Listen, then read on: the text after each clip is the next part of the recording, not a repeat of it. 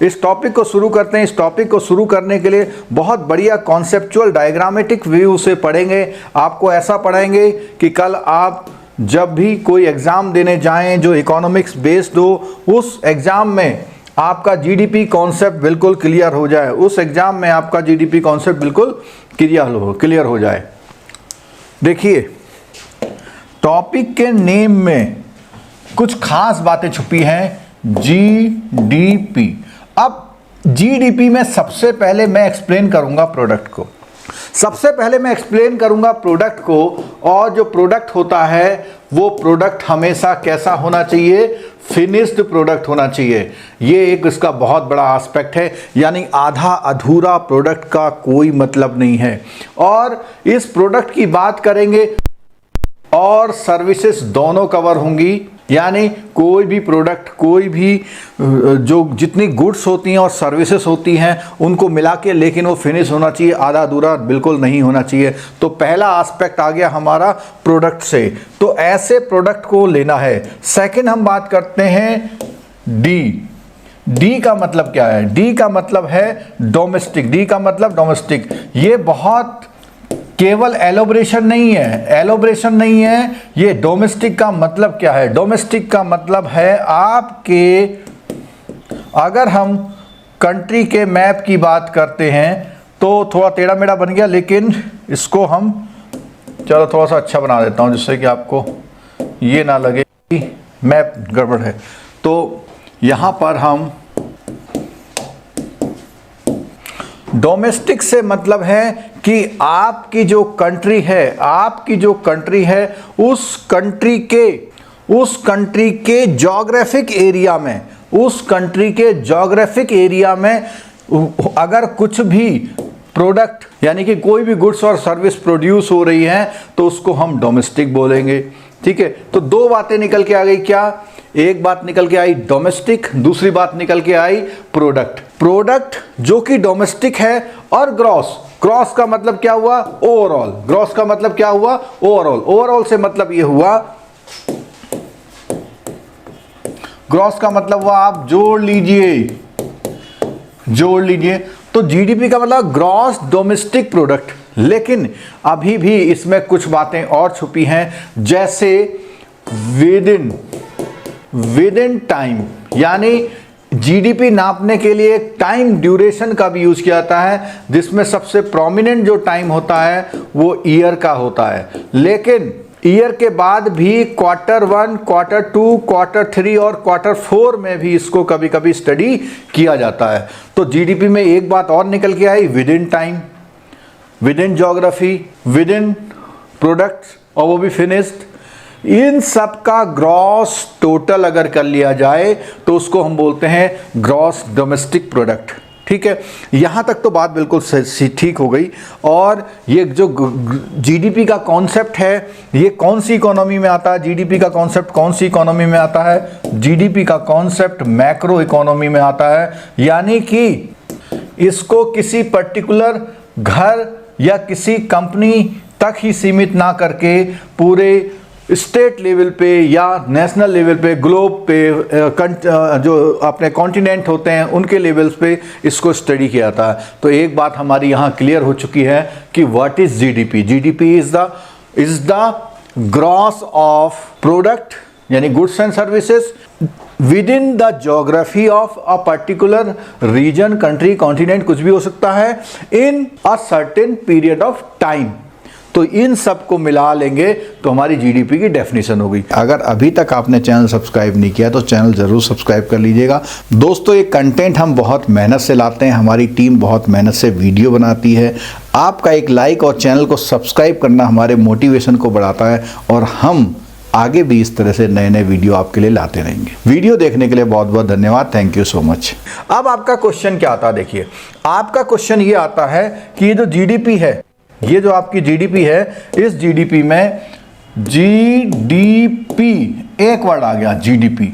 अब जीडीपी के बाद यहां पर आता है जीएनपी, ये जो अब स्क्रीन आपके सामने आ रही है, जो मैं एक्सप्लेन कर रहा हूं, वो आपके लिए बहुत ही इंपॉर्टेंट है। अगर आप इस चीज को समझ गए तो आज जीडीपी के टॉपिक को समझाएंगे। जीडीपी तो मैंने समझा दी, लेकिन अगर आप इस चीज को समझ गए तो आप पूरे जो 5 मार्क्स का मैं बात कर रहा हूं वहां तक चले जाएंगे।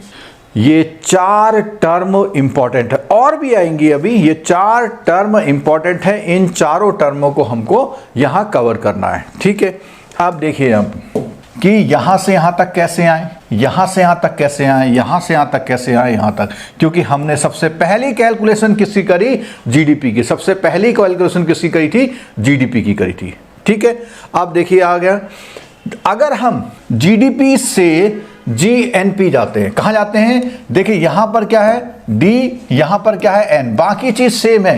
N stand for national, N stand for national. और नेशनल में क्या होता? देखिएगा ध्यान से, यहां पर जैसे हमने पिछले उसमें यहां मैप बनाया था, पिछले उसमें हमने थोड़ा सा ये मैप बनाया था। इस मैप में अगर मैं बात करूं, यहां एक कंट्री की बात कर लेता हूं, यूएसए की। किसकी बात कर लेता हूं?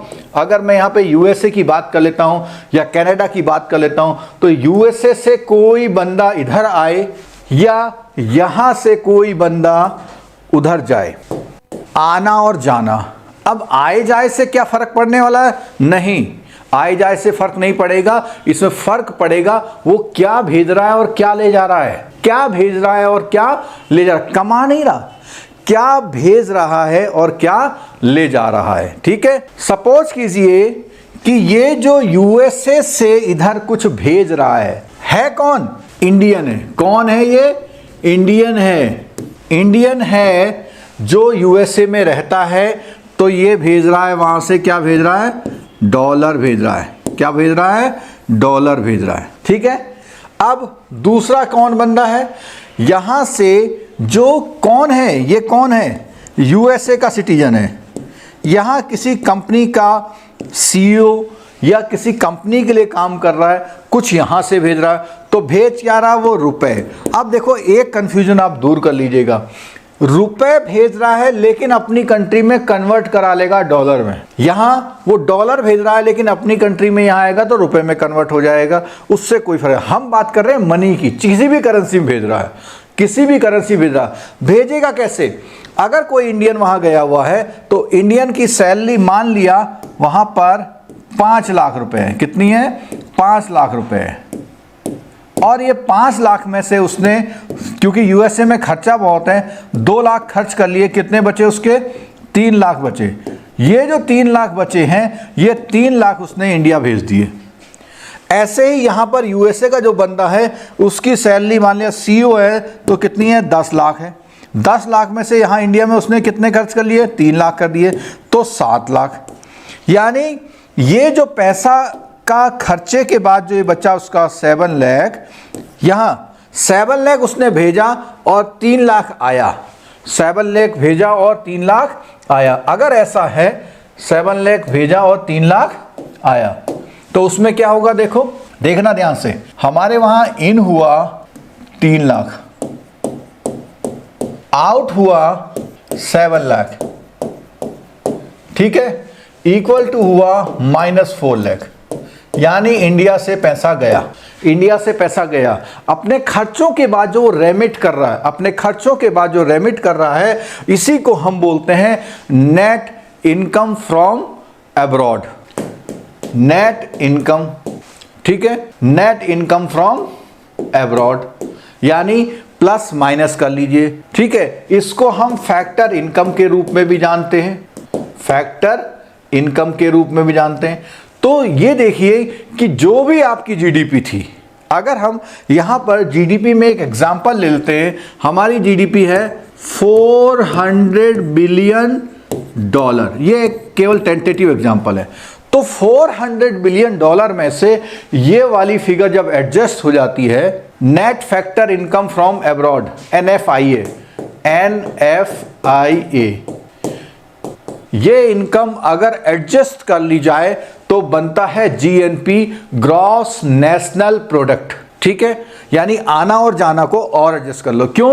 क्योंकि आपकी कंट्री का कोई आदमी अगर यूएसए गया हुआ है तो वो वहां जाके जो काम कर रहा है वो आपके नेशनल ने किया, आपके सिटीजन ने किया, तो उस कंडीशन में इसको हम बोलेंगे क्या, नेशनल, क्या बोलेंगे हम इसको, नेशनलिटी की तरफ ले जाएंगे। ठीक, तो यहां पर एक चीज क्लियर हो गई। अब हम दूसरी बात करते हैं ये वाली, कि यहां पर जीडीपी से एनडीपी हो गया, जीडीपी से एनडीपी हो गया, तो इस एन का मतलब क्या है, इस एन का मतलब है नेट, ठीक है, और इस एन का मतलब क्या है, नेशनल, ये ध्यान रखिएगा।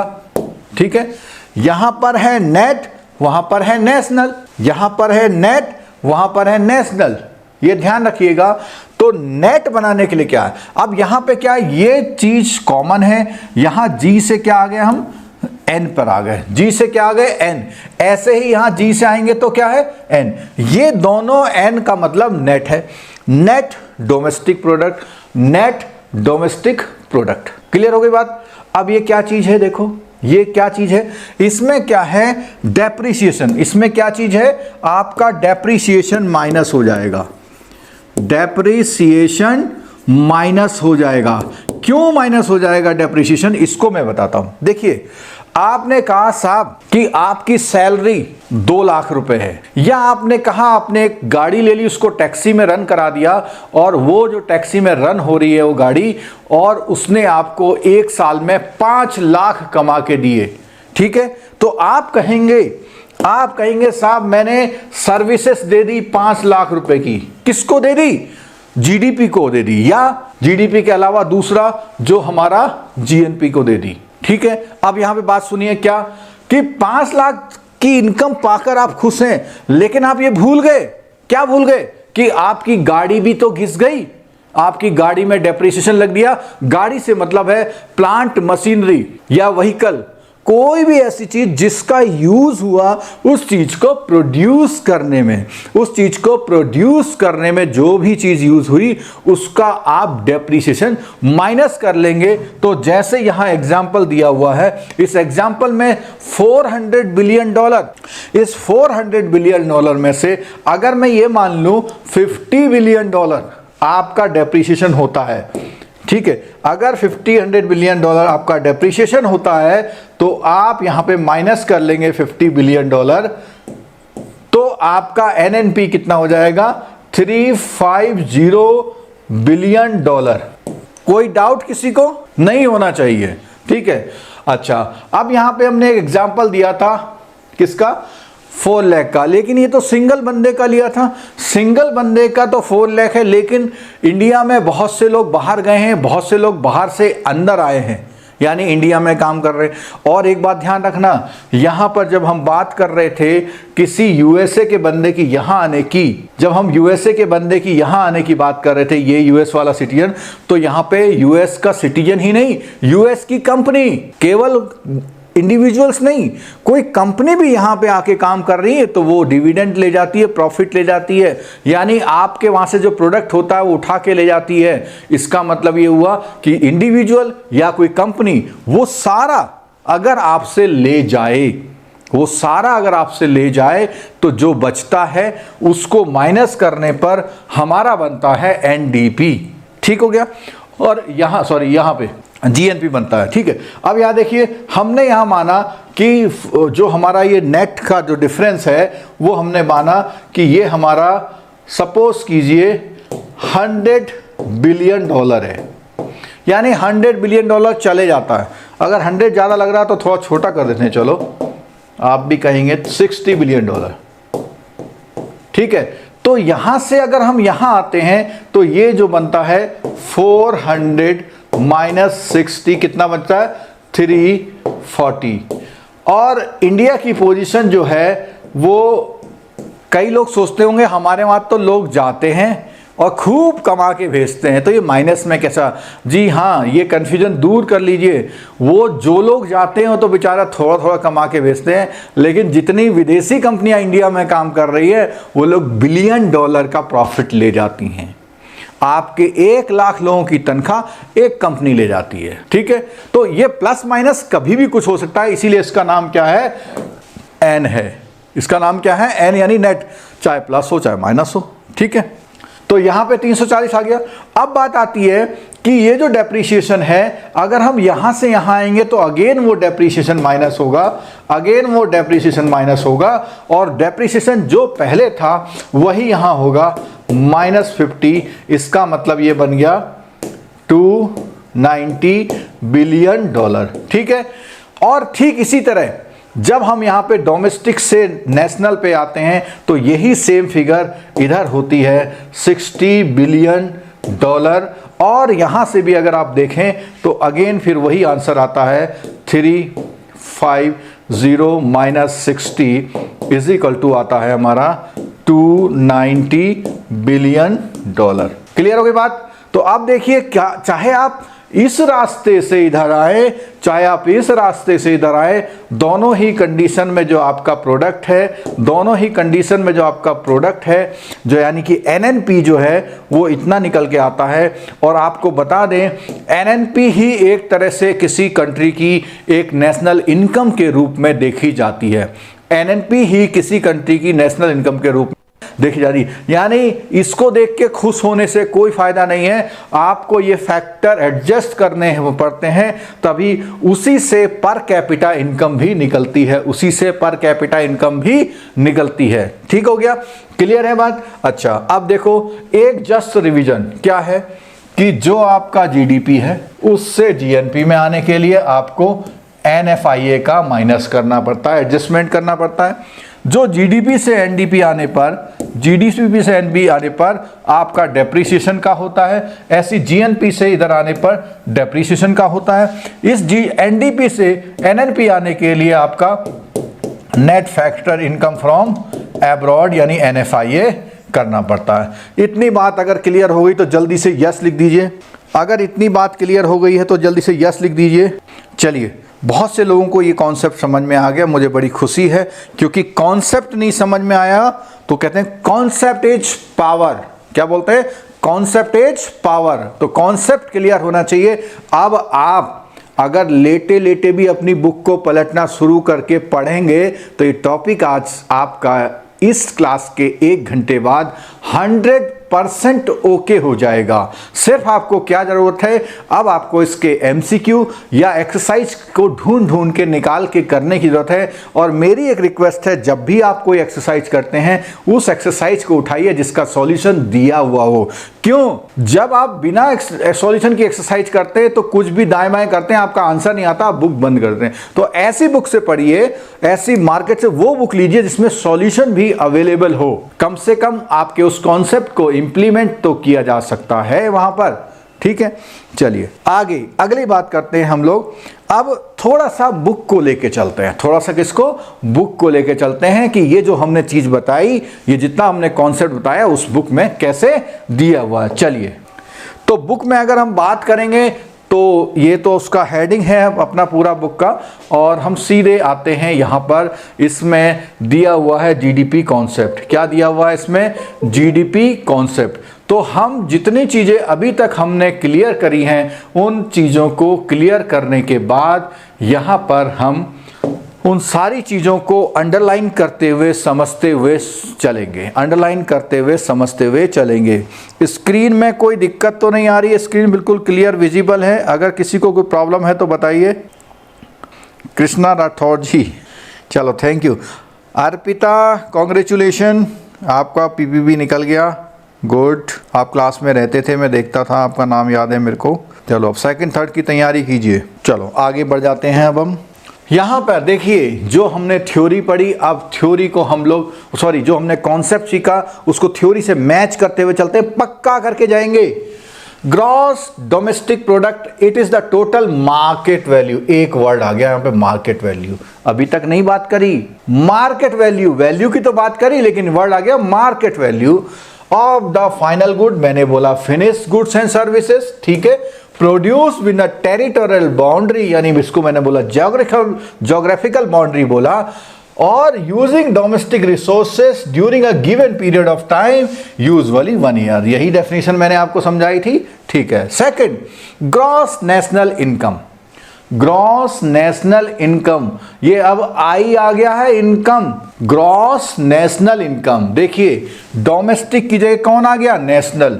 तो डोमेस्टिक की जगह जब नेशनल आएगा तो मैंने बोला एडजस्टमेंट करना है। क्या एडजस्टमेंट करना है, और मार्केट प्राइस में क्या एडजस्टमेंट करना है, देखिए यहां देखिए, यहां बोला मार्केट प्राइस, तो बोलता है जीडीपी एट मार्केट प्राइस, यानी इसी जीडीपी को उठा लिया जो हम बात कर रहे थे, उसमें उसने प्लस टैक्सेस लेस सब्सिडी करी, और उसके बाद क्या किया, on production and import net receivable from abroad. तो हमने आपको बताया था नेट रिसीवेबल फ्रॉम एब्रॉड की बात करी थी, ठीक है। उसके बाद compensation of employees net receivable from abroad. देखो यहां क्या है, एक चीज तो बड़ी बात करी है किसकी, इंपोर्ट की और प्रोडक्शन की बात करी है। दूसरा इसने बात करी है किसकी, नेट रिसीवेबल फ्रॉम एब्रॉड की, और प्लस प्रॉपर्टी इनकम। क्या फर्क है, ये आई का फर्क क्या है, ये आई का फर्क है। हम वहां प्रोडक्ट की बात करते, यहां इनकम की बात हो रही है। इनकम की जब बात हो रही है तो जीडीपी ऊपर से उठा लिया उसने, जो टैक्स है और सब्सिडी का एडजस्टमेंट किया, किसका, टैक्स और सब्सिडी का एडजस्टमेंट किया, इसकी भी बात मैं करता हूं। और उसके अलावा जो भी बाहर से आ रहा है, compensation of employ net receivable, देखो नेट जब भी लिखा हुआ है तो आना और जाना, इंपोर्ट में लिखा है नेट यानी एक्सपोर्ट और इंपोर्ट का एडजस्टमेंट, ठीक, और तब इसका नाम क्या हुआ, ग्रॉस नेशनल इनकम हुआ, ठीक है। आगे देखिए अगला आता है ग्रॉस नेशनल प्रोडक्ट। क्या, जो हमने बताया था, जो यहां से बना है, ये इनकम है, ये प्रोडक्ट है, बिल्कुल कंफ्यूज नहीं कीजिएगा। इनकम में जब प्रोडक्ट की बात आती है तो इसमें बोला, देखो क्या है, is equal to GDP. GDP तो ऊपर से उठा ही रहा है, देखो, plus total capital gain from overseas investment, income earned by the foreign national domestically. देखो यहां पे क्या है, capital gain from overseas investment. Overseas investment से मतलब है जो लोग आपके बाहर गए हैं या जो आपकी कंपनियां फॉरेन में वर्क कर रही हैं, जो लोग आपके बाहर गए हैं या जो कंपनियां आप वहां वर्क कर रही हैं, वहां से जो प्रॉफिट बेच रही हैं। जैसे मान लिया टाटा कंसल्टेंसी सर्विसेज का एक ऑफिस न्यूयॉर्क में है, वहां से पैसा भेजेगा, ठीक है। तो उस कंडीशन में ये जो हमने वहां बताया था, तो ये जो टेक्निकल लिखा हुआ, जो हमने कॉन्सेप्ट दिया था, वहां टेक्निकल थ्योरी उसमें लिखा हुआ, क्या लिखा हुआ, total capital gain from overseas investment minus income earn by foreign national domestically, ठीक है, उनका एडजस्ट, जिसी को हम नेट फैक्टर इनकम बोलते हैं, ठीक है। अब देखो जीएनपी आ गया। जीएनपी का फॉर्मूला क्या हो गया, ये और एनआर। एनआर का मतलब क्या हुआ, net income from asset abroad, net income receipt, यानी जो बाहर जा रहा है और आ रहा है उसका क्या है, डिफरेंस, ठीक हो गया। आगे बात करते हैं जीडीपी कंप्यूटेशन। जीडीपी को कैसे कंप्यूट किया जाता है, यानी वो कौन से फॉर्मूले हैं जिनसे जीडीपी कंप्यूट किया जाता है। और आपको मैं एक बात बता दूं कि आपका एक क्वेश्चन इससे आने वाला है, आपका एक क्वेश्चन इससे आने वाला है। क्या बात करते हैं, there are 3 method to calculate the GDP. GDP compute करने के 3 मेथड हैं। पहला मेथड है एक्सपेंडिचर मेथड। क्या बोलता है इसमें, total expenditure of all the entities India में, यानी ज्योग्राफिक बाउंड्री में जितनी भी एंटिटी हैं उन्होंने जो भी खर्च किया। ये क्यों है इनकम, इसलिए है कि खर्च वही करता है जो कमाता है, यानी जो खर्च कर रहा है वो कमाए हुए पैसों से कर रहा है, इसका मतलब कमाया है, इनकम है। दूसरा, income wise calculating the total income received by factor of production, land, labour and capital and inter. देखो यहां पे थोड़ा सा ये कभी कभी पूछता है कि उसके फैक्टर क्या क्या है, लैंड आपकी जमीन, आपकी मैन पावर, आपका लगाया हुआ पैसा, और जो एंटरप्रेन्योर लोग होते हैं वो, ठीक है। क्या क्या है, देखो यहां पे लेबर और एंटरप्रेन्योर में फर्क है। कैसे, एंटरप्रेन्योर को आप मान लो कंपनी के मालिक, लेबर आप मान लो उसके वर्कर। तो वर्कर अलग कमाते हैं, उनको सैलरी मिलती है, लेकिन मालिक जो है पूरा प्रॉफिट से कमाता है। यहाँ की जमीन का होने वाला किराया, पैसा लगाने से जो आप कैपिटल इन्वेस्टमेंट करते हैं उससे अर्निंग, तो यहाँ बात आ रहा है इनकम। तो ये 4 लोग जो इनकम करते हैं उसको जोड़ लो, या सब लोग जो खर्च करते हैं उसको जोड़ लो, या पूरा प्रोडक्शन जोड़ लो। जो अभी हमने पीछे एग्जाम्पल दिया उसमें हमने एग्जाम्पल इसी बात का दिया था, पूरा प्रोडक्शन जोड़ लीजिए। ठीक है, आगे बढ़ते हैं। अच्छा, अब इन तीन कंप्यूटेशन के मेथड को थोड़ा सा एलोबरेट किया हुआ है। पहला कौन सा है? Expenditure method. एक्सपेंडिचर मेथड की जब बात आती है तो बोलता है जीडीपी कैसे निकालते हैं, कहता है consumption, investment and government spending. इसको समझ लीजिएगा जरा। कैसे भाई? जो भी आप कंज्यूम कर रहे हैं, यानी हाउस होल्ड, यानी एक पर्सनल, एक बंदा जो खर्च करता है उसको बोलते हैं कंजम्पशन, लेकिन जो कोई कॉरपोरेट खर्च करता है उसको बोलते हैं इन्वेस्टमेंट। अब तीन लोग हैं, अगर पूरे ग्लोब में, अगर इंडिया में देखा जाए तो there are 3 type of activity. कौन है? एक तो हैं ये लोग, ठीक है। दूसरे कौन है? दूसरे हैं ये लोग। कौन है जरा बताइए, क्या बना दिया मैंने, अभी थोड़ी देर में बताऊंगा। और तीसरे कौन है?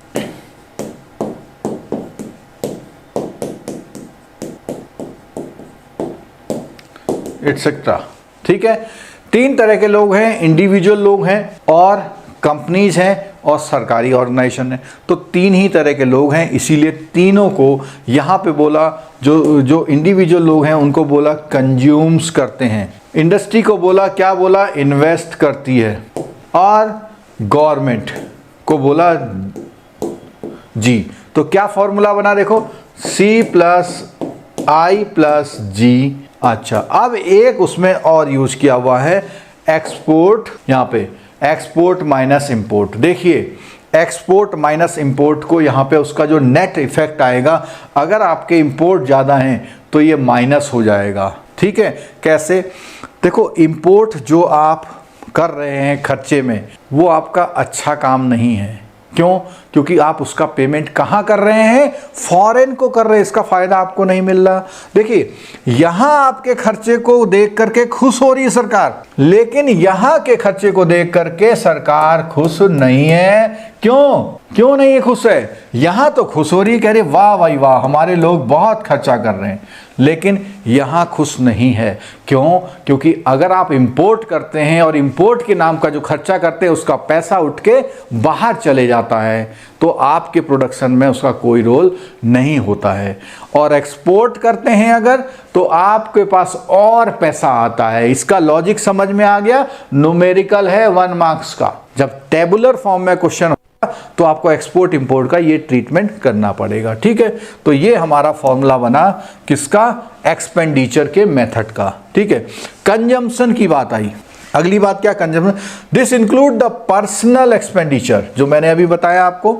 इन्वेस्टमेंट की बात आई, बिजनेस इन्वेस्टमेंट की बात आई, चाहे वो कैपिटल के फॉर्म में हो, चाहे वो किसी भी फॉर्म में हो। ठीक है, तीसरी बात आती है किसकी? Government spending. गवर्नमेंट स्पेंडिंग की बात आई कि गवर्नमेंट के जो भी एक्सपेंडिचर हैं वो फाइनल गुड्स और सर्विसेज को परचेज करने के लिए उनको यहाँ पर कवर किया जाता है। इसमें पब्लिक सर्वेंट की सैलरी भी शामिल है। ठीक है, purchase of weapons for the military, ये सारे खर्चे। ठीक है, अब क्या बोला इसने? थोड़ा सा यहां बोला हुआ, it does not include transfer payment. It does not include the transfer payment. क्या बोलता है यहाँ पे? देखो इस पॉइंट को देख लीजिएगा, it does not include the transfer payment, क्योंकि रेमिटेंस खर्चा नहीं है।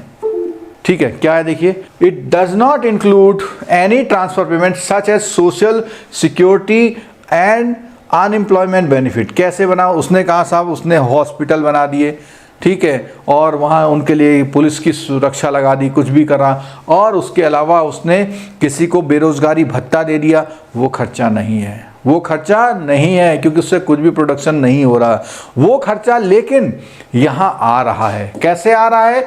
आपने हर यूथ एम्प्लॉय को 500 रुपये हफ्ते का या 2000 रुपये पर मंथ का आपने कुछ इंसेंटिव्स दिया या कुछ कॉम्पनसेशन दिया, तो वो बाजार जाके यही काम कर रहा है, यहाँ आ जा रहा है। लेकिन यहाँ गवर्नमेंट में आप नहीं लेंगे। ठीक है, चलो और आगे बढ़ते हैं। इसके एक्सपोर्ट इंपोर्ट मैंने आपको एक्सप्लेन कर दिया था। एक्सपोर्ट का मतलब है जो आप प्रोड्यूस करते हैं किसके लिए? ओवरसीज कंजम्पशन के लिए, यानी उसको कंज्यूम करने वाले कौन है? बाहर वाले लोग। इंपोर्ट में क्या होता है? जिसका कंजम्पशन वो क्या है, इंडिया में होता है तो उसको डिडक्ट कर लेना, वो कहता है भाई इसको डिडक्ट कर लो from calculating foreign supply as domestic supply. ठीक, अगली बात आती है इनकम अप्रोच। सेकंड अप्रोच हमारी आगे कौन सी, इनकम अप्रोच। इनकम अप्रोच में देखिए 3 पार्ट हैं। कौन कौन से पार्ट हैं, कंपनसेशन ऑफ एम्प्लॉय, कंपनसेशन का मतलब आप समझ लीजिए सैलरी, सैलरी एंड वेजेस समझ लीजिए, क्या है, सैलरी एंड वेजेस। ठीक है, दूसरा आता है प्रॉपर्टी इनकम। प्रॉपर्टी इनकम से मतलब क्या है कि जो भी आपने कारोबार में सामान लगा रखा है उससे जनरेट होने वाली इनकम, और प्रॉपर्टी में लैंड, बिल्डिंग, मशीनरी सब आ जाता है। ठीक है, थर्ड आता है production taxes and depreciation on capital. अब इसको सुन लीजिएगा, प्रोडक्शन टैक्सेस कैसे होता है कि जितना टैक्स गवर्नमेंट को रिसीव हो रहा है वो हो गया टैक्स। दूसरा डेप्रिसिएशन और कैपिटल। अब डेप्रिसिएशन और ऑन कैपिटल जो और लोगों का हो रहा है उसको इनकम माना जाता है। कैसे, देखिए इनकम अप्रोच में बोला, जो कारोबारी लोग या जो बिजनेस वाले लोग हैं, वो बिजनेस वाले लोग जब कोई भी काम करते हैं तो आप देखिएगा, मैं इसको एक्सप्लेन करता हूँ। बैलेंस शीट होती है या P&L में बात करें, P&L में डेप्रिसिएशन जो है खर्चे की साइड आता है, एक्सपेंसेस साइड आता नहीं आता है, तो आप उसका बंदे का खर्चा है उस डेप्रिसिएशन के एडजस्टमेंट के बाद डिक्लेयर होता है। ठीक है, उसने तो कहा भाई मेरी इतनी मशीन घिस गई, तो ये जो डेप्रिसिएशन है, ये डेप्रिसिएशन उसने माइनस कर लिया, यहाँ पर उसको एडजस्टमेंट दिया जाता है इनकम के रूप में, क्योंकि उसने तो यहाँ माइनस कर लिया, लेकिन उसकी इनकम तो बेसिकली ये होती है। प्रॉफिट में ये चीज़ हट जाती है, लेकिन यहाँ प्रॉफिट की बात नहीं हो रही है। इनकम और प्रॉफिट में फ़र्क होता है, इनकम और प्रॉफिट में फ़र्क होता है। इनकम से आप एक्सपेंडिचर माइनस करते हैं तो प्रॉफिट आता है। ठीक है, आगे बढ़ते हैं। ये तीनों चीज उन्होंने एग्जाम्पल में दे दी है। इसमें देखिए अब नया कॉन्सेप्ट यहां निकल के आता है कि जी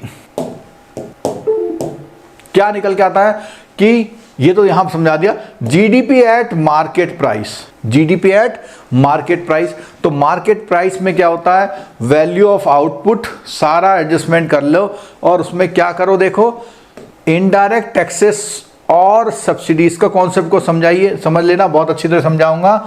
तो बोलता है measures the value of output at market price after adjusting for the effect of indirect taxes and subsidy on the prices, यानी इनडायरेक्ट टैक्सेस और सब्सिडीज जो दी जाती है उसके एडजस्टमेंट के बाद जो बनता है मार्केट प्राइस है। ठीक है, market price is the economic price which is a good or goods of services offered in the market place, यानी जो भी प्रोडक्ट आपने ऑफर किया है, कहाँ पर, मार्केट प्लेस में ऑफर किया गया है, उन चीज़ों का जो मार्केट प्राइस होता है उसी को जो है इकोनॉमिक प्राइस भी बोलते हैं। अगला है जीडीपी एक्ट फैक्टर कॉस्ट। एक क्वेश्चन यहाँ पर बहुत इंपॉर्टेंट आने वाला है, एक क्वेश्चन यहाँ पर बहुत इंपॉर्टेंट आने वाला है। यहाँ हम बात करेंगे क्या, इसके लिए मैं आपको एग्जाम्पल से समझाऊंगा, आप हमेशा समझाएंगे, हमेशा याद रखेंगे।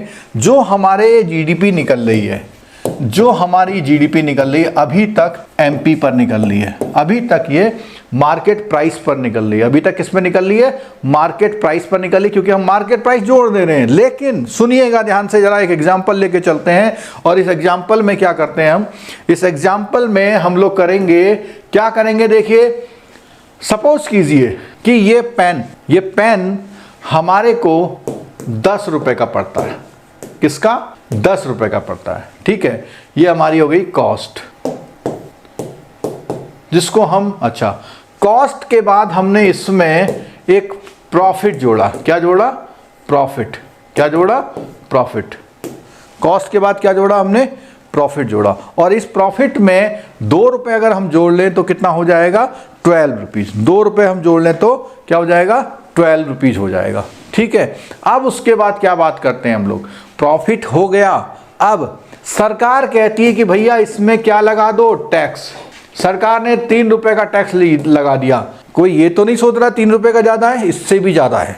टैक्स जो है कई कई चीज़ों में 28% भी है, किसी चीज़ में 18% है, अलग अलग है। ठीक है, अब सरकार ने टैक्स लगा दिया, लेकिन सरकार ने ये भी कहा कि हम गरीब बच्चों को 2 रुपए की सब्सिडी देंगे। ₹2 की क्या देंगे, सब्सिडी देंगे। तो ये जो ₹2 माइनस होंगे और हमारे लिए इसकी प्राइस जो हो जाएगी 10 to 12 15 और 2 चला गया तो ₹13। ठीक है। अब मैं अगर बात करूं, देखिएगा ये जो कॉस्ट और प्रॉफिट है दैट बिकम्स द प्राइस। ठीक है। लेकिन इस प्राइस पे आपने देखा होगा लिखा हुआ है डोमिनो में जो पिज्जा है 49 रुपीज का, जब पेमेंट करने जाते हैं तो उसमें जीएसटी लग जाता है, वो 53 कुछ का हो जाता है, ऐसा कुछ। ठीक है। तो ऐसे ही प्राइस तो उसका इतना ही है, मैन्युफैक्चरर की वजह से तो प्राइस इतना ही है, अलग चार्जेस लग गए। ठीक है।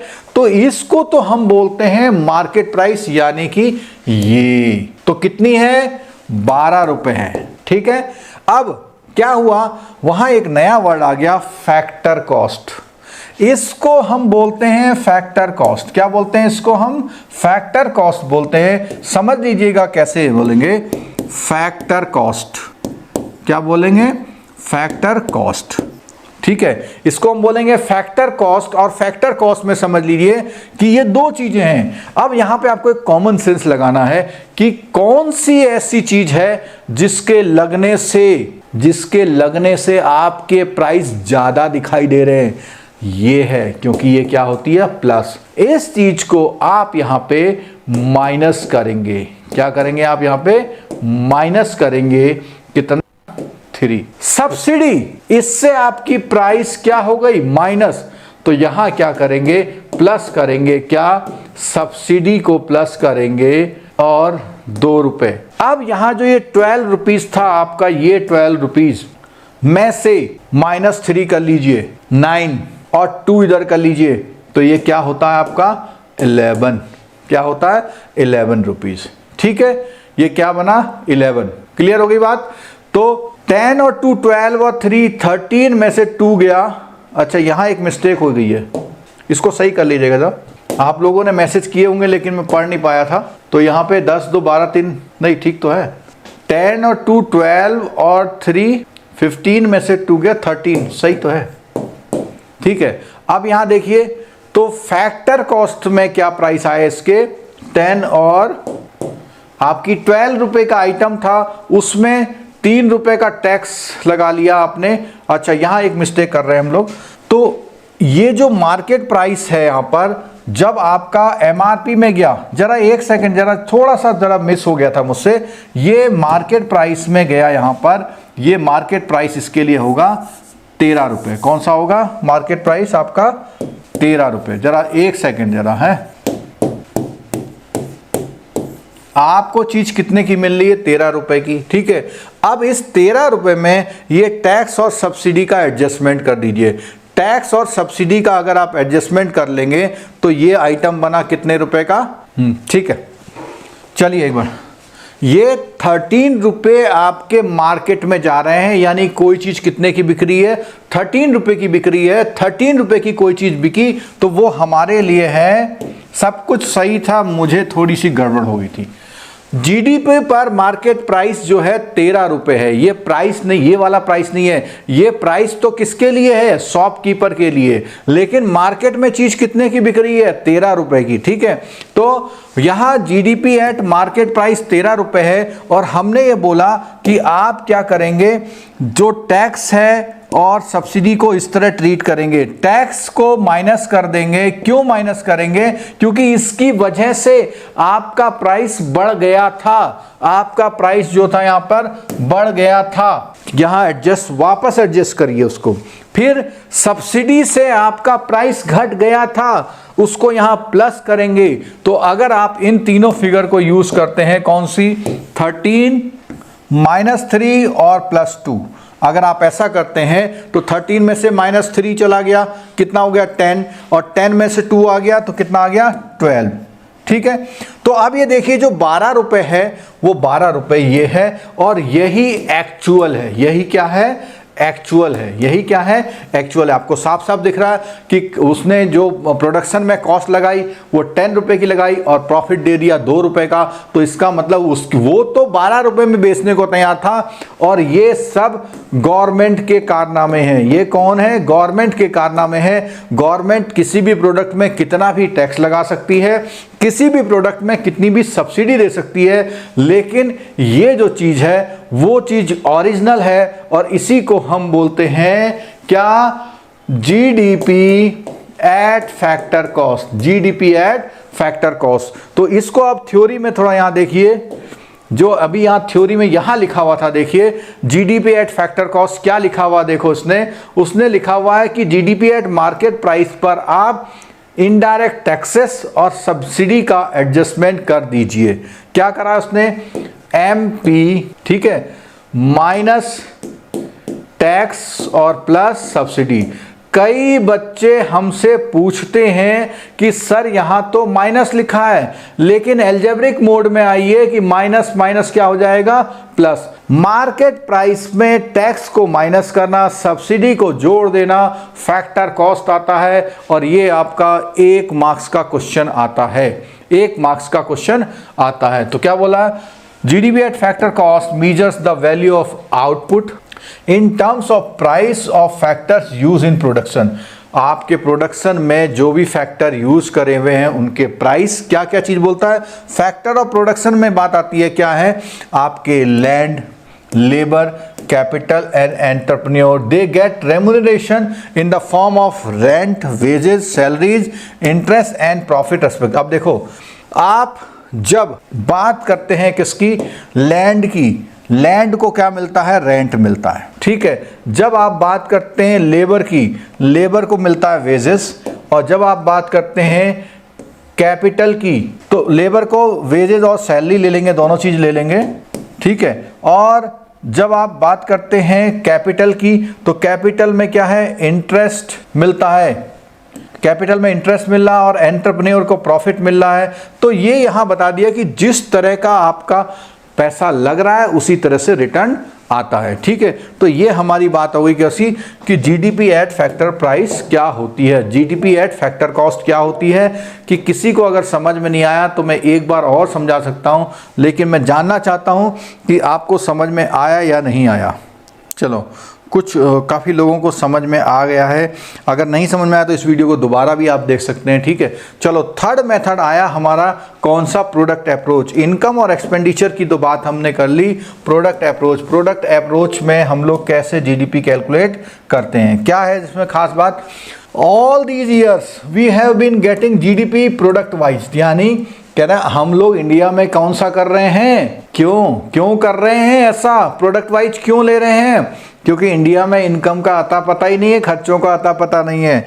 एक किसान मजदूर कहीं जाता है, दिहाड़ी करता है, उसको 500 रुपये मिलते हैं, शाम को जाके लोकल मार्केट से सामान ले लेता है, खत्म, कमाया हुआ भी पता नहीं, खर्च किया हुआ भी पता नहीं। इसलिए इनकम एक्सपेंडिचर की बात नहीं कर रहे हैं।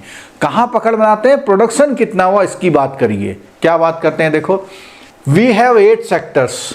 कितने? 8 सेक्टर्स। 1 नंबर का क्वेश्चन ये है, 8 सेक्टर होते हैं जिन पे जीडीपी करते हैं। We calculate how much has been produced, value added, this that is. अब देखो, यहां देखना, प्रोड्यूस्ड को क्या बोला हुआ है, यहां एक कॉन्सेप्ट था, प्रोड्यूस्ड को क्या बोला हुआ है। In each sector and aggregate to get its GDP figure, we also get GDP based on the state level। यानी हम स्टेट लेवल पे बात भी करते हैं और उस पे बात करते हैं। चलो, इसमें मेरे पास आने के लिए बहुत अच्छा वो है, देखिएगा, बहुत ध्यान से देखिएगा। एक एग्जाम्पल देते हैं वीट का। किसका एग्जाम्पल देते हैं? वीट का एग्जाम्पल ले रहे हैं। और वीट किसी का, मान लिया वीट हुआ आपका 600 रुपीज का। कहाँ हुआ? फार्मर के वहां 600 का वीट हुआ। उसने क्या काम किया? 300 रुपए का कंज्यूम कर लिया और 300 रुपए का सेल कर दिया। क्या कर लिया? कंज्यूम कर लिया और सेल कर दिया, ठीक है। कंज्यूम कर दिया और सेल कर दिया। अब क्या हुआ? जिसने 300 रुपए का ये गेहूं खरीदा, उसने इसको क्या किया? ग्राइंड कर दिया, यानी पीस दिया, ठीक है। और इसमें इसका 20 रुपए का खर्चा आ गया। अब इसने इतनी मेहनत करी ना, तो इसने क्या करा कि इसमें 50 रुपए का प्रॉफिट जोड़ लिया। क्या जोड़ लिया? प्रॉफिट। तो कितने का हो गया ये? 370 का हो गया। क्लियर हो गई बात? तो यहां पर हमने देखा कि जो 300 की चीज थी 370 हो गई, यानी 70 रुपए प्रोड्यूस्ड हो गए, प्रोड्यूस्ड हो गए। इसी को बोलता है एडेड वैल्यू। क्या बोलते हैं? Added value. अब जिसने 370 का खरीदा था उसने इसके बना दिए बिस्किट। क्या बना दिए? बिस्किट बना दिए। ठीक है। अब इसने जो बिस्किट बनाए, इस बिस्किट में बनाने में 60 रुपए का खर्चा हुआ और इसने 60 रुपए प्रॉफिट कमा लिया। तो कितने का हो गया? 490 का हो गया। कितना इसने बढ़ा दिया? देखो 120। ठीक है। अब आप देखिए कि इस पूरे चार्ट में जीडीपी बताइए जरा। इस पूरे चार्ट में जीडीपी बताइए। इस पूरे चार्ट में जीडीपी बताइए कितनी हुई है। ये जो चार्ट है उस चार्ट में जो जीडीपी हुई है वो कितनी हुई है? आप लोग आंसर करिए।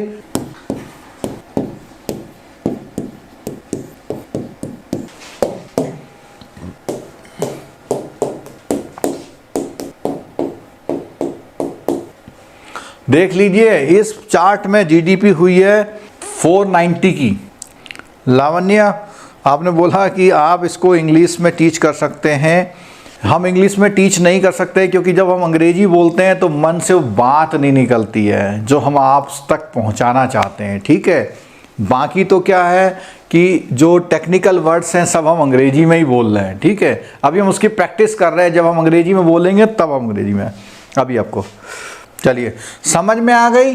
अब क्वेश्चन ये आ रहा है कि ये तो एडिशन हुआ, क्या ये भी एडिशन है? बिल्कुल जी हाँ, एडिशन है। अगर ये गेहूं घर में रख के सड़ जाता तो कहानी खत्म थी। उसने क्या करा? जो कंज्यूम किया that is not the addition. खत्म कर दी कहानी। यानी डोमेस्टिक कंजम्पशन जो होता है, अपने ही द्वारा बनाई गई चीज को खा लेना, जीडीपी नहीं होता। इसीलिए अमेरिका की जीडीपी बहुत बढ़ के आती है, क्योंकि वहाँ जो किसान गेहूं बोता है वो किसान भी गेहूं को बाजार बेचता है और बाजार से क्या खरीद के लाता है? बंद और हॉट डॉग और पिज्ज़ा खरीद के लाता है।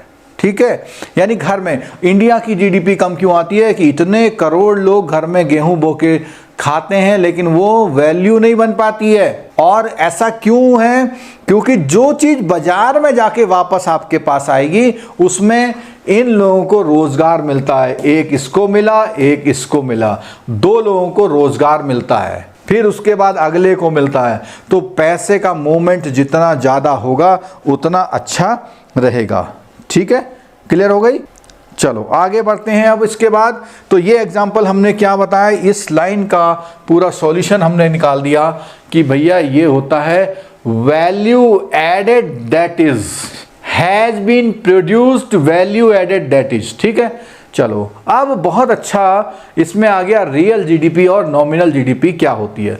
बहुत अच्छा इसमें आ गया रियल जीडीपी और नॉमिनल जीडीपी क्या होती है। रियल जीडीपी और नॉमिनल जीडीपी क्या होती है, क्या बात करते हैं। चलिए इसमें बात करते हैं रियल जीडीपी और नॉमिनल जीडीपी की। मैं आपको पहले अपने हिसाब से समझाता हूं, फिर उसके बाद हम थ्योरी पढ़ेंगे। ठीक है। क्या पढ़ते हैं? इस जो मोबाइल है या इस पेन की बात करते हैं। ये पेन आज 30 रुपये का आता है। पेन कितने का आता है? 30 रुपये का आता है। कब? 2020 में। 2019 में कितने का था? 25 का। ऐसे करते करते 2015 में कितने का था? ये 18 रुपीज़ का था। ठीक है। अब देखिएगा यहाँ ध्यान से, अगर आप करंट प्राइस पे लेंगे तो इसको बोलते हैं नॉमिनल जीडीपी। क्या बोलते हैं? Nominal GDP. ठीक है। और अगर आप किसी ऐसे बैक ईयर पर लेते हैं जिसको हम लोग बोलते हैं बेस ईयर। क्या बोलते हैं इसको हम लोग? Base year. क्या बोलते हैं इसको? Base year. अगर आप इसको बेस ईयर पर लेते हैं, अगर आप इसको बेस ईयर पर लेते हैं तो बेस ईयर पर जो जीडीपी होती है उसको हम बोलते हैं रियल जीडीपी। क्या बोला मैंने? बताइए कि अगर हम क्लास जब तक चल रही तब तक चलेगी, जब तक आप लोग देखेंगे, जब तक मैं पढ़ाऊंगा तब तक चलेगी। हाँ जी। तो आंसर मेरे को आपसे चाहिए कि इस समय जो जीडीपी के लिए बेस ईयर क्या है, इस समय जीडीपी के लिए बेस ईयर क्या है। चलिए, मैंने भी थोड़ा गूगल में देखा था अभी से, तो आप लोग आंसर इसमें देखो, 4-5 आंसर आ गए। देखो कितने सारे आंसर आ गए। ठीक है, तो अब यहाँ पे देखो आपके मन में क्वेश्चन आना चाहिए, नहीं हमको ये सीखने की बात है, हमको ये सीखने की बात है कि बेस ईयर क्या होगा।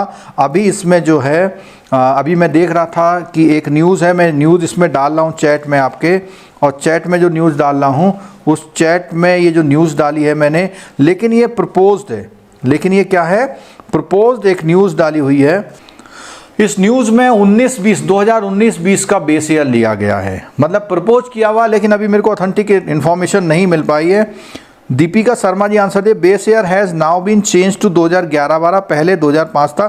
नहीं, 11-12 के बाद तो 2-3 बार चेंज हो गया है। ये जो सरकार है बहुत होशियार है, ये बेस ईयर जल्दी जल्दी चेंज कर देती है। उसका लॉजिक समझ लीजिए, देखो बेस ईयर जितना जल्दी चेंज करते हैं, अब वो कह रहे हैं साहब कि बेस ईयर कौन सा बना दो, 19-20 बना दो, तो आपका जो जीडीपी 18 दिखाई दे रहा था, अब आपका जीडीपी कितना दिखाई देगा, रियल जीडीपी 30 दिखाई देगा, यानी जीडीपी ज़्यादा दिखाई देगी। ठीक है, लेकिन बेस ईयर के पीछे कॉन्सेप्ट ये होता है कि वो ईयर, वो पुराना वो साल जिस बार आपके जो प्राइसेस हैं वो कंसिस्टेंट रहे हों, ज़्यादा फ्लक्चुएशन नहीं आया हो, तो ऐसे उस ईयर को उठाया जाता है जिस ईयर में प्राइसेस जो ज़्यादा फ्लक्चुएट नहीं होते हैं। एक एवरेज प्राइसेस, एक बास्केट होती है, उस बास्केट में जितने आइटम है उनके प्राइसेस को लिया जाता है। ठीक है, क्लियर हो गई बात।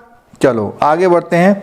ये चीज़ मैंने आप पर छोड़ दी है क्या, कि बेस ईयर आप कौन सा लेंगे, ये आप पर छोड़ दीजिए, फैक्चुअल बात है, सही ऑथेंटिक इन्फॉर्मेशन लेके जाइए। जो एनएसएसओ की वेबसाइट है शायद वहाँ से बिल्कुल ठीक ठाक मिलेगा ये बात। अच्छा, कह रहे हैं जीडीपी के लिए प्रीवियस फाइनेंशियल ईयर को लेते हैं, ये जो सीपीआई और डब्ल्यूपीआई के लिए बेस ईयर दूसरे चल रहे हैं, ऐसा बताया गया है। ठीक है, चलो आगे बढ़ते हैं। अब तो ये बात भी समझ में आ गई, थ्योरी पढ़ लेते हैं इस बात की क्या है। GDP at constant price, constant मतलब जिस साल में कांस्टेंट होते हैं, is simply value of today's output at yesterday, यानी आज का आउटपुट पहले क्या था, पहले का मतलब बेस ईयर में क्या था। Real GDP is calculated by tracking the volume or quantity of production after removing the influence of the changing prices inflation. यानी इससे देखो ये क्वेश्चन आपका बन सकता है, what is the logic for real GDP. वो कह रहे हैं जो इन्फ्लेशन हो गया है अभी, उस इन्फ्लेशन के उसको हटा दो इफेक्ट को, क्योंकि वो इन्फ्लेशन से वो चीज़ महंगी हो गई है आजकल, और it reflects the real growth.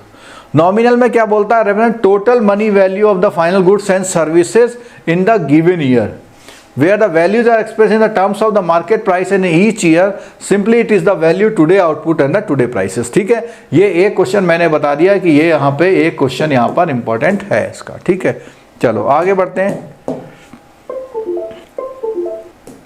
अब बोल रहे हैं कि इंडिया में जो है 14-15 से जो है जो मेथडोलॉजी है क्या जीडीपी निकालने की, वो इंडिया में थोड़ी सी बदल दी है। ठीक है, क्या बोला देखो उसने कि moving from the factor or basic cost method which took into account the cost of products received by manufacturer to market price method which takes into account the price paid by the consumer। अब देखो क्या बोला इसने, उसने बोला जो ये factor और बेसिक कॉस्ट मेथड है उसको क्या कर रहे हैं, जो अभी हम पीछे टैक्सेस और सब्सिडी का कॉन्सेप्ट कर रहे हैं, कह रहे हैं कि मूविंग फ्रॉम फैक्टर और basic cost method which took into account the cost of products received by manufacturer to market price method. अब कहाँ हो गए वो कह रहे हैं भैया हम तो मार्केट प्राइस की बात कर रहे हैं, हम जो है सब्सिडी और उसको एडजस्टमेंट नहीं करेंगे। तो यहाँ पर कॉन्सेप्ट की तो बात वही है कि फैक्टर कॉस्ट क्या होता है और मार्केट प्राइस क्या होता है। ये एक अलग बात है कि 2014-15 से गवर्नमेंट अब कौन से मेथड पे जा रही है, मार्केट प्राइस पे। The base year for calculation has been change from इतना। तो ये जो है बुक में जरूर लिखा हुआ है, लेकिन मैं इससे थोड़ा सहमत नहीं हूं। ये मेरे को लगता है ये 14-15 या कुछ आगे बढ़ गया था। चलो आगे बोलता है the data for the new series of GDP is calculated from 5 lakh companies as against two. अब देखो यहाँ पे बात आ गई, देखो हम बात कर रहे थे अभी थोड़ी देर पहले कि डेप्रीशिएशन की कहाँ से इंफॉर्मेशन गवर्नमेंट को मिलती है। अरे भैया, जो भी कंपनी अपनी बैलेंस शीट अपनी आरओसी में रजिस्टर्ड जहाँ पर वो सबमिट करती होगी, एक रेगुलेटरी रिक्वायरमेंट है, तो वहाँ वो कहते हैं पहले 2500 कंपनियों के डेटा लिए जाते थे, आज की तारीख में हम 5 लाख कंपनी के डेटा के अकॉर्डिंग करते हैं। ठीक है, चलो आगे बोलिए। आगे बोलते हैं, The Central Statistics Office computes the GDP. It says that the changed method is more in line with the global practices and provide a better picture of the economy activities in the country. However, there has been the criticism also about the change methodology. Critics says that the methodology has been changed to present a rosier picture of the, जो मैंने अभी थोड़ी देर बोला था कि लोग कह रहे हैं कि इन्होंने ये इसलिए बदल दिया कि हाँ जीडीपी बहुत अच्छी है, देश का नाम बहुत चले। Critics have also pointed out the GDP members are not in sync with the other economic data, यानी वो सब कुछ तो कर रहे हैं और चीज़ों को नहीं कर रहे, जैसे क्रेडिट ऑफटेक की बात नहीं कर रहे हैं, एक्सपोर्ट की बात नहीं कर रहे हैं, इंडस्ट्रियल आउटपुट की बात नहीं कर रहे हैं, which shows that the economy has still not built up. अब देखिए, जब हम वर्ड टू वर्ड पढ़ रहे हैं तो हमारा तो ये टॉपिक का कोई क्वेश्चन गलत होना ही नहीं चाहिए, ये भी यहां से एक क्वेश्चन की बात थी। ठीक है, अब बात करते हैं यूटिलिटी। जीडीपी का यूज कहां कहां होता है, ये थ्योरेटिकल बात है, 5 मार्क्स ऐसे ही नहीं आ जाएंगे। ये बात है किसका, वो जरा इसको हम बैटरी को चेंज कर लेते हैं, तब तक आप बुक रीड करिए, मैं जरा बैटरी चेंज कर लूं। चलो, कन्हैया कुमार जी ने रिक्वेस्ट की है, लाइक कर दीजिए। लाइक नहीं करना, लाइक डिसलाइक जो आप मर्जी हो वो कर लीजिए, ठीक है, लेकिन फीडबैक जरूर दे दीजिए, कोई बात नहीं। देखिए, अब बात आ रही है जीडीपी की यूटिलिटी की। तो जीडीपी एक एग्रीगेट मीजर है, it does not speak anything about the how GDP is distributed among the population of the country. बहुत सिंपल सी बात बताता हूँ, इंडिया कहाँ बढ़ रही है, इंडिया बढ़ रही है 10-12 लोगों के घर की तरफ, यानी बड़े बड़े कॉर्पोरेट हाउस पूरा बिजनेस एक्वायर कर रहे हैं। तो यहाँ ये पॉइंट आ गया। Per capita income, another derivative of GDP, also does not indicate the pattern of income distribution. Per capita income में बोला सारी इनकम को पॉपुलेशन से डिवाइड कर दो, आपकी पर कैपिटा इनकम होगी। लेकिन क्या आप देखते हैं आपके आसपास आपकी सैलरी और किसी और की सैलरी, आपकी कमाई और किसी और की कमाई बराबर है? नहीं है, बिल्कुल भी।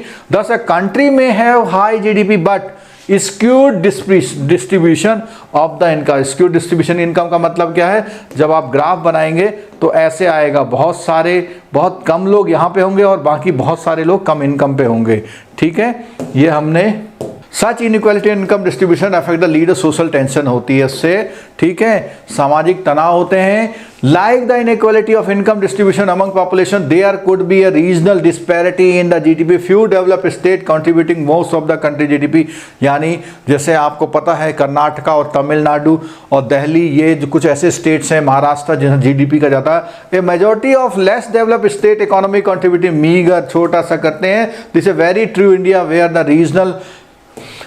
the regional strike due to the disproportionate distribution। ठीक है, higher GDP does not necessarily imply higher welfare, यानी किसी कंट्री की जीडीपी अच्छा है तो वहाँ वेलफेयर अच्छा होगा, ऐसा नहीं है। Welfare is a wider concept which encompasses development in all aspect of the society, health, education, sanitation, etc। ठीक है, India has over time the grown the low GDP nation to high. आजकल क्या हो गया कि लो जीडीपी से high GDP, yet its social development indicators are not commensurately favorable. There are some interpretation of GDP should always be supplemented some kind of human development index। अब वो क्या कहता है कि केवल जीडीपी से बात मत करिए, जो ह्यूमन डेवलपमेंट इंडेक्स जब कंट्री का रिलीज होता है उस पर भी बात करिए। ठीक है, आगे बोलता है GDP does not reflect the total income of country if the country is an export oriented country, यानी एक्सपोर्ट ओरिएंटेड कंट्री का बोल रहा है कि टोटल इनकम रिफ्लेक्ट नहीं करती यहाँ पे। ठीक है, like one of the Southeast Asian economies, gross national product is the more accurate measure of this context as the factors of the earning। हमने बताया था जो जीएनपी होता है उसमें आप अपनी कंट्री के लोगों का बाहर से लाया हुआ पैसा दूसरे कंट्री के लोगों का यहाँ से गया हुआ पैसे को भी एडजस्ट करते हैं। GDP concept like GDP does not throw light on how much the population is financially excluded or included, कितने लोग उसमें शामिल हैं या नहीं हैं। Lower level of financial inclusion is today global malady and therefore GDP measures should be evaluated. यानी वो कहता है कि भैया जो लोअर फाइनेंशियल इंक्लूजन है वो एक अच्छी बात नहीं है, हर आदमी का हिस्सा होना चाहिए। One of the newest company in the GDP is आप जाइए ग्रीन जीडीपी का कॉन्सेप्ट समझ लीजिए। ग्रीन जीडीपी का कॉन्सेप्ट क्या होता है, इसमें कहा है जो आपका एनवायरमेंटल डिग्रेडेशन होता है उससे बचना। तो जैसे मान लिया उत्तराखंड, जम्मू, हिमाचल प्रदेश या नॉर्थ ईस्ट के हैं, वहाँ पे पॉल्यूशन नहीं वो करते हैं, तो वो क्या प्रोड्यूस करते हैं, ग्रीन जीडीपी, वहाँ से अच्छी अच्छी हवा नीचे को भेजते हैं। ठीक है। Environmental issue in growth are quite pertinent and sensitive matters today.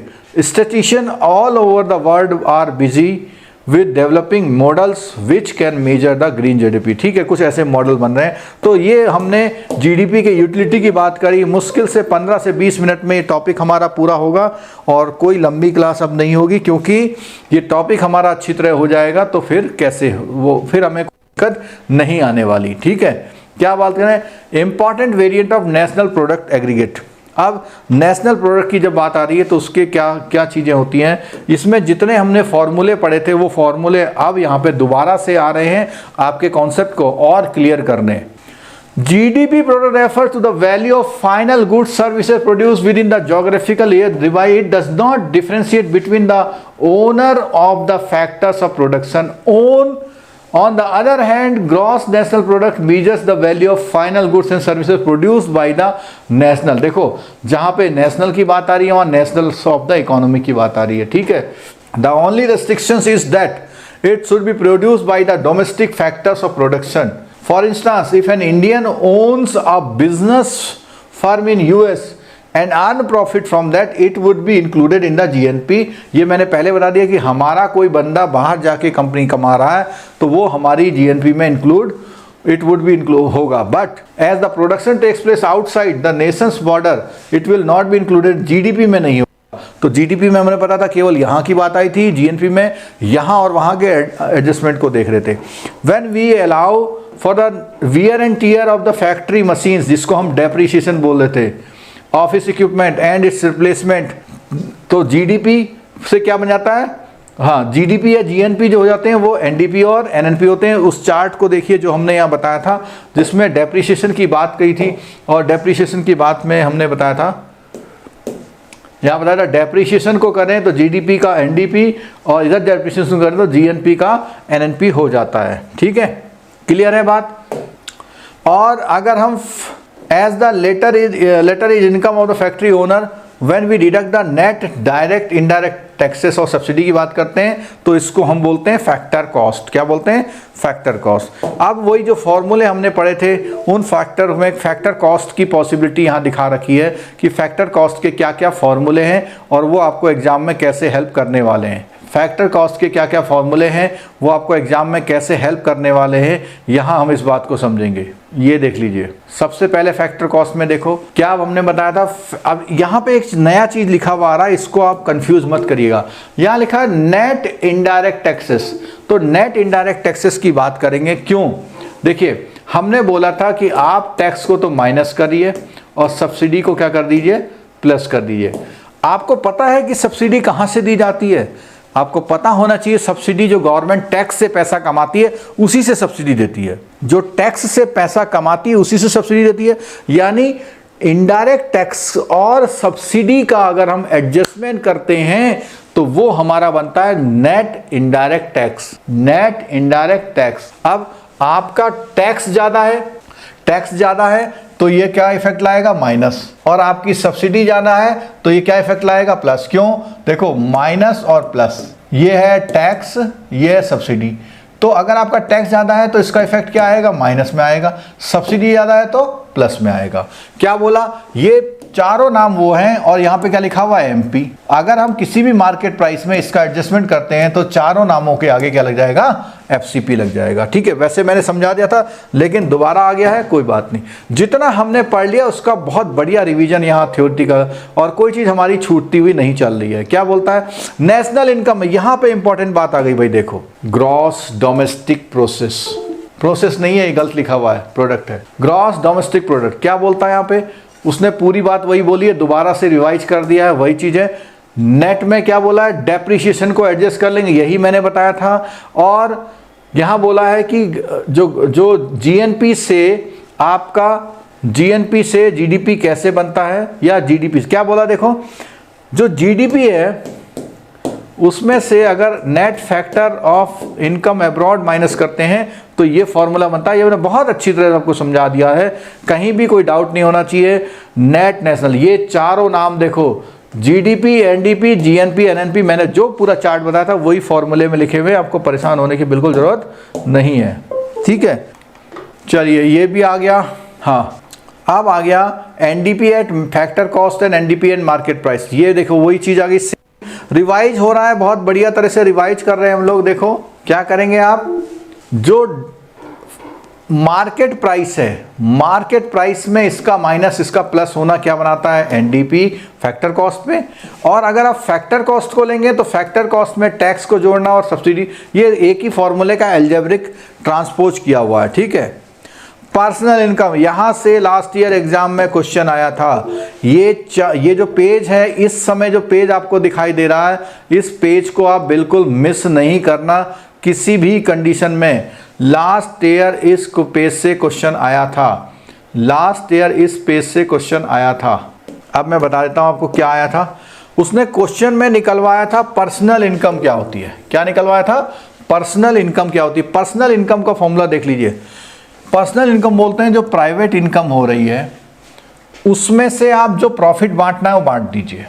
Private income का मतलब आपने कोई कारोबार किया और कारोबार मिलजुल के किया तो आपने कहा था 2 करोड़ का फायदा हुआ, लेकिन उसमें से आपको हर पार्टनर का पैसा, तो जो देना है वो हटा दीजिए और उसमें से कॉर्पोरेट का प्रॉफिट माइनस कर दीजिए। तो जो आपके पास पता लगा 2 करोड़ की इनकम हो रही है तो उसमें से आप एक तो प्रॉफिट जो देना वो बांट दीजिए, और उस कॉर्पोरेट का जो आपके पास 2 तरह की इनकम हो सकती है, कॉर्पोरेट की और वैसी, कॉर्पोरेट का प्रॉफिट हटा दिए। और क्या बोला, retained earning of foreign companies minus taxes.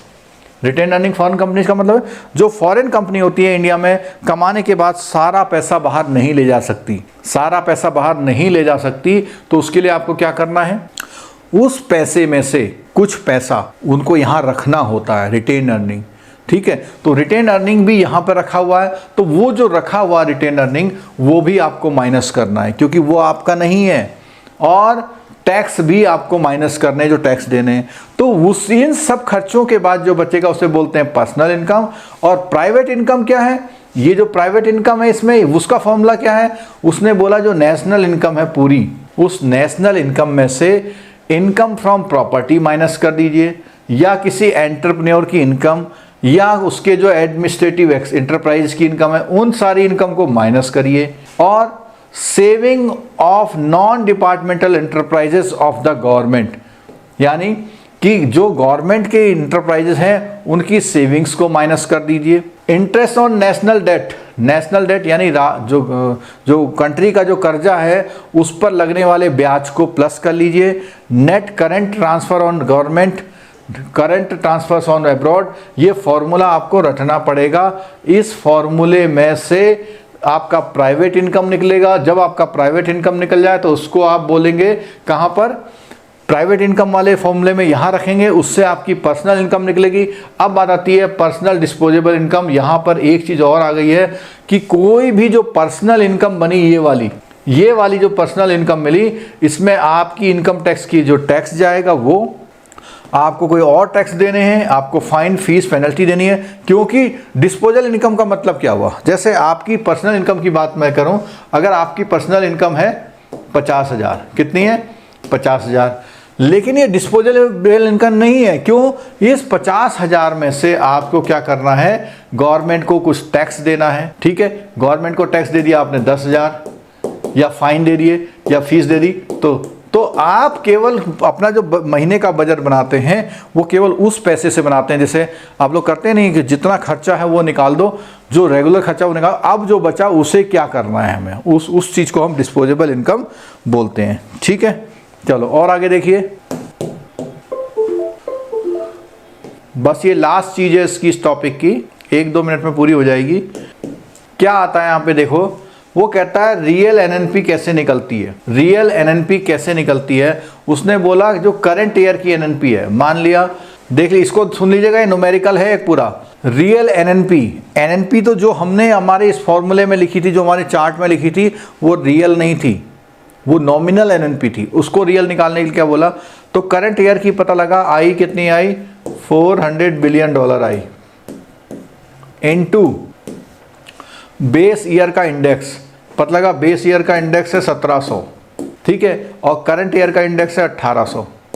तो आप ये बताइए कि इस न्यूमेरिकल को जब हम करेंगे तो आपकी जो इनकम है, रियल इनकम कम होगी या ज़्यादा होगी। देखो, जब आपका जो करंट इंडेक्स ज़्यादा है और बेस ईयर का जो है वो कम है, तो आपकी डेफिनेटली इनकम क्या हो जाएगी, कम हो जाएगी। ये इससे कम होके मान लिया 380, ऐसी मैं कैलकुलेट नहीं कर रहा हूँ, ये इतनी होगी। तो रियल जीडीपी हमने बताया था पीछे भी क्या हो जाती है, कम हो जाती है। 3 फॉर्मूले ये भी इंपॉर्टेंट दिए हुए हैं, बहुत इंपॉर्टेंट फॉर्मूले हैं। क्या इंपॉर्टेंट फॉर्मूले हैं, ऑपरेटिंग सरप्लस, पहला क्या है, ऑपरेटिंग सरप्लस। क्या बोला, रेंट, इंटरेस्ट, प्रॉफिट और dividend and other similar income, अगर हम इनको यूज करेंगे तो इसको बोलते हैं ऑपरेटिंग सरप्लस, ठीक है। यानी आपको कारोबार के खर्चे के बाद जो बचा। मिक्स इनकम को क्या बोला, labour income plus property income. अब कैसे, प्रॉपर्टी इनकम से मतलब जो भी आपने जैसे बिल्डिंग, लैंड या मशीनरी से इनकम कर रहे हैं, और लेबर इनकम मतलब जो मजदूरी करके या नौकरी करके कर रहे हैं वो। इनडायरेक्ट टैक्स क्या होते हैं, ये हमने पहले भी बता दिया था कि इनडायरेक्ट टैक्सेस क्या होते हैं, नेट इनडायरेक्ट टैक्सेस क्या होते हैं, इनडायरेक्ट टैक्सेस प्लस सब्सिडी। ये फॉर्मूला गलत लिखा हुआ है भाई, ये यहाँ पे माइनस होना चाहिए, ठीक है। चलो ये सारे फॉर्मूले रिवाइज किए हुए हैं, ये सारे फॉर्मूले रिवाइज किए हुए हैं बिल्कुल। ये वाला आप देख लेना जरा, ये आपका एग्जाम में क्वेश्चन आएगा। दोनों मेथड का वो दिया है कि आपके क्वेश्चन में न्यूमेरिकल्स में आएगा कि नेशनल इनकम कैसे निकलती है। उसने बोला वेजेस, रेंट, इंटरेस्ट, डिविडेंड, ये तीनों चीजें कहाँ हैं, इनकम है। अनडिस्ट्रीब्यूटेड प्रॉफिट इनकम है।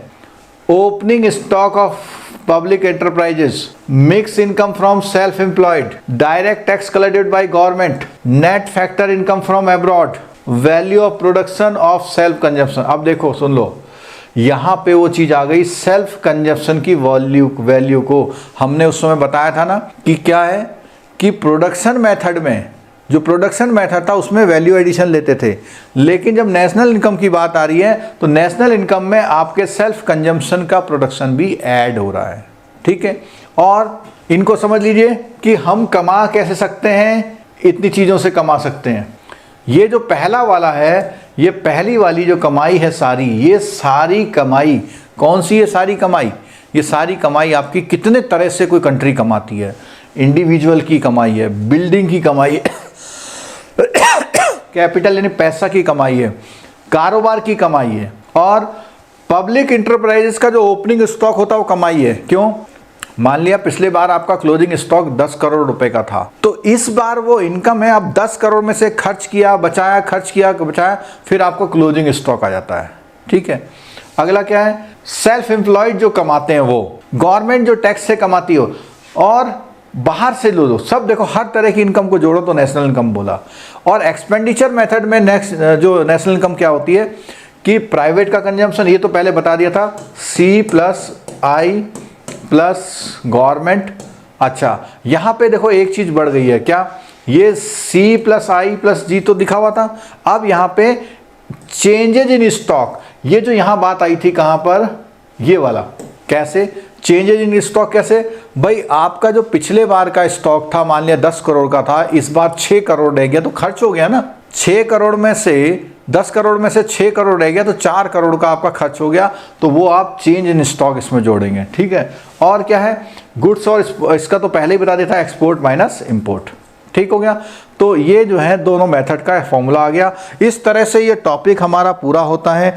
आप लोग इस टॉपिक को बहुत तेज़ी से, स्पीड से भी देख करके, दोबारा देख करके बहुत अच्छा इसको कर सकते हैं, और इस टॉपिक को कर लेने से आपको ज़रूर डेफिनेटली फ़ायदा होने वाला है। और एक जो मैंने बताया था जीडीपी का बेस ईयर वो आप चेक कर लीजिए। इसमें से रीसेंट इकोनॉमिक डेवलपमेंट की जहां बात आती है तो उसमें भी ये टॉपिक इंपॉर्टेंट होता है, आपको ये सीख लेना चाहिए।